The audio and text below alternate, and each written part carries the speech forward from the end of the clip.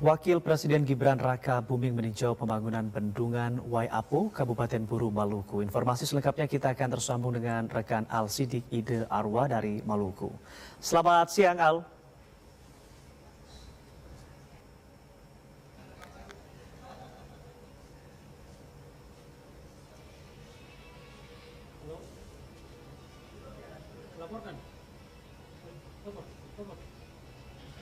Baik, terima kasih rekan Anggi dan pemirsa. Dapat kami laporkan Wakil Presiden Gibran Raka Buming Raka bersama Gubernur Maluku Hendrik Lewerisa tiba di lokasi pembangunan bendungan Waiapo sekiranya pukul 13.00 waktu Indonesia Timur.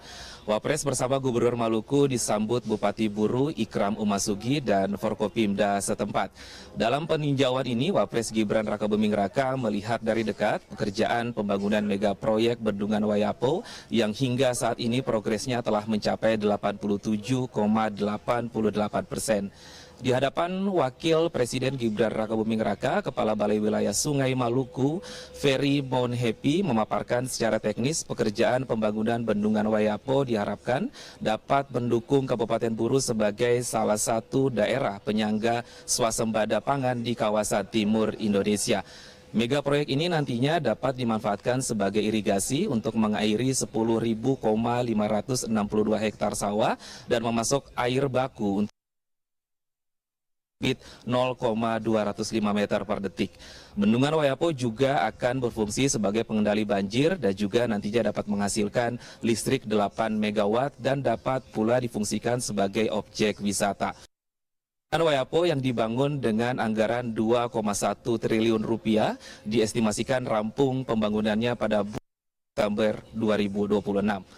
Bupati Buru Ikram Umasugi mengapresiasi pembangunan PSN Bendungan Waiapo karena manfaatnya akan banyak dirasakan masyarakat. Dan dapat kami laporkan selama berada di Maluku, Wakil Presiden Gibran Raka Buming Raka juga akan meninjau sejumlah proyek di Ambon, Maluku Tengah, Tual dan juga Kabupaten Maluku Tenggara. Demikian dari dataran Waiapo, reporter Al Sidik Ide Arwa melaporkan kembali ke Jakarta. Terima kasih atas laporan Anda. Selamat kembali bertugas. Ya, Saudara, Barisan Merah Putih Papua menyalurkan bantuan buku tulis, pensil, ballpoint dan penghapus kepada para siswa di SD Negeri 85 Wasai, Distrik Manokwari Selatan, Kabupaten Manokwari, Papua Barat. Informasi selengkapnya kita tersambung bersama Maria Talimpekas. Selamat siang, Maria. Baik, terima kasih. Selamat siang, Anggi. Pemirsa, perlu kami sampaikan benar sekali bahwa kegiatan ini merupakan bentuk dukungan terhadap pendidikan anak-anak di daerah terpencil agar semakin semangat belajar di sekolah. Dan saudara, salah satu pemilik hak ulayat Kampung Waisai, sekaligus Ketua DPC Barisan Merah Putih Papua, Andrianus Mansim, mengatakan bahwa SD Negeri 85 Waisai merupakan salah satu sekolah yang dulu terpinggirkan.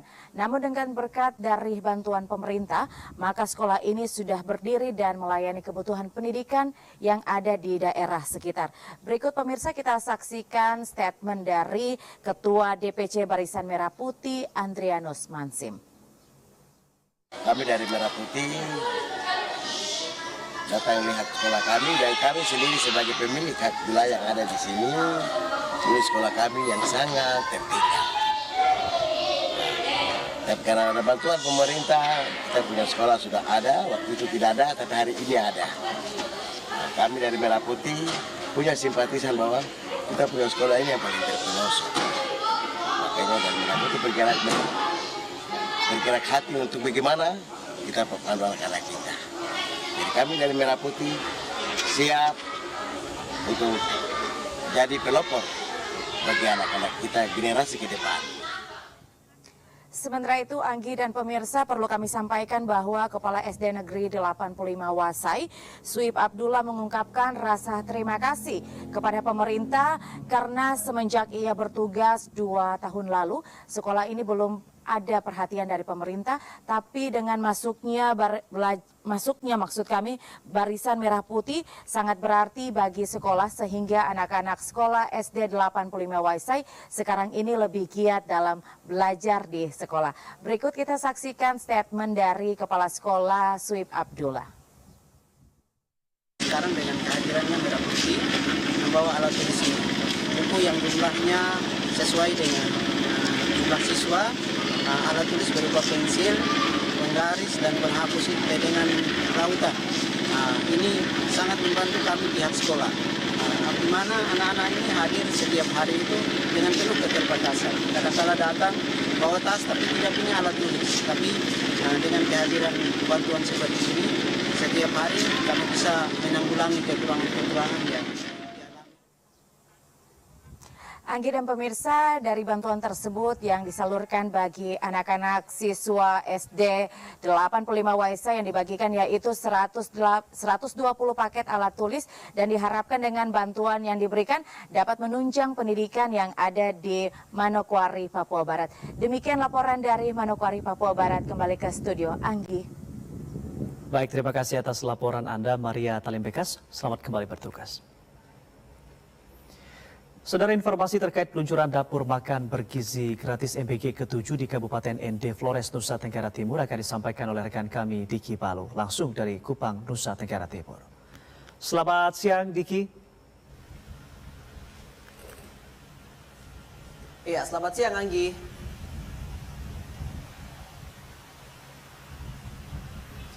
Silakan. Ya, Diki. Iya, Anggi dan juga saudara, benar sekali bahwa memang hingga saat ini di Kabupaten ND Nusa Tenggara Timur sudah ada 7 dapur MBG yang melayani siswa-siswi dalam kota ND. Di antaranya ada siswa-siswi di ND Utara, ND Tengah, ND Selatan, dan memang ini target dari pemerintah yang melayani para siswa-siswi di Kabupaten ND, tepatnya dalam kota ND ini mencapai 4.000 penerima. Dan untuk dapur makan bergizi gratis yang di launching hari ini, yaitu dapur yang melayani 1.661 siswa-siswi di 3 SD yang tersebar di dalam kota ND. Dan memang kemudian Wakil Bupati ND, Dr. Dominikus Minggu Mere, mengatakan bahwa dirinya mengingatkan untuk para penerima manfaat agar dapat memanfaatkan makan bergizi gratis ini dengan sebaik-baiknya. Namun dirinya juga mengingatkan bahwa para pengurus dapur SPPG untuk memperhatikan kualitas gizi dari makan bergizi gratis yang ada, yang disajikan untuk siswa-siswi. Dan hingga saat ini memang baru siswa-siswi SD, SMP, juga SMA yang menerima makan bergizi gratis. Untuk ibu hamil sendiri memang saat ini sedang dicanangkan untuk menikmati makan bergizi gratis. Anggi dan juga saudara, untuk mengetahui bagaimana lengkapnya, mari kita simak bersama cuplikan wawancara kami dengan Wakil Bupati ND berikut ini. Secara keseluruhan kami melihat dari sisi bangunan, dari sisi standar yang ditetapkan oleh Badan Gizi Nasional sudah sesuai standar, terutama luasannya, dan karena ini masih ada space yang cukup, saya kira ke depannya SPPG ini memenuhi syarat untuk melayani lebih dari 1.661 sasaran. Iya, Anggi dan juga saudara, selain memperhatikan dan juga mengingatkan para pekerja yang ada di dapur SPPG ke-7 SPPG yang ada di Kabupaten ND ini, Wakil Bupati ND juga mengingatkan agar masyarakat dapat mulai menanam sayur, kemudian buah-buahan, karena dirinya meyakini jika dapur makan bergizi gratis ini makin menyebar dan makin banyak di kota ND, maka memang kebutuhan akan sayur dan juga buah-buahan makin banyak. Dirinya juga mengingatkan bahwa para pengurus SPPG ini untuk memperhatikan SOP yang ada, kemudian juga kebersihan dan kelayakan makanan yang ada agar anak-anak dapat menikmati makanan selayak-layaknya. Dia juga mengingatkan para siswa-siswi ini agar terus semangat belajar sembari menunggu makan bergizi gratis yang setiap harinya diberikan oleh para pekerja yang ada di Kabupaten ND. Sementara demikian, Anggi, kembali ke Anda. Terima kasih atas laporan Anda, Diki Balu. Selamat kembali bertugas. Saudara, dalam rangka memperingati Hari Pangan Internasional, Kementerian Kebudayaan menggelar kegiatan Kenduri Budaya Pangan Lokal Nusantara di Museum Nasional Indonesia, Jakarta. Kegiatan ini menjadi bentuk dukungan terhadap gerakan makan bergizi gratis yang digagas pemerintah Presiden Prabowo Subianto. Melalui Direktorat Bina Kepercayaan Terhadap Tuhan Yang Maha Esa dan Masyarakat Adat bersama Direktorat Museum dan Cagar Budaya, kegiatan ini berlangsung pada 13 hingga 19 Oktober 2025.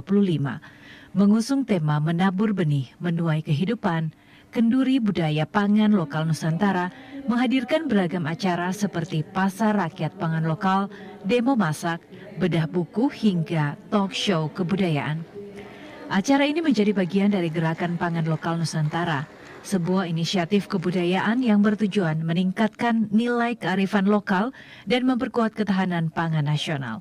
Menteri Kebudayaan Fadlizon menegaskan bahwa program makan bergizi gratis menjadi salah satu langkah nyata pemerintah dalam mendukung petani sekaligus menyiapkan generasi emas Indonesia.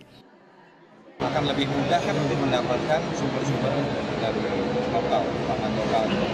Kita dorong juga kepada MBG nanti kita akan bertemu dengan para PGN untuk menyarankan agar pangan lokal ini dipergunakan, dimaksimalkan, karena ini juga akan memberdayakan masyarakat setempat.